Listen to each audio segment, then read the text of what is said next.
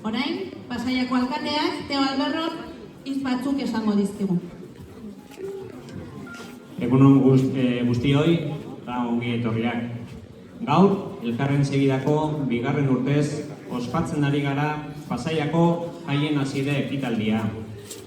Joan den urtean, gaur, jaiei ongi etorri emateko elkartu bagara eta gure herriko jaiak diren bezain bereziak baldin badira, guzti hori zuen lanari esker da.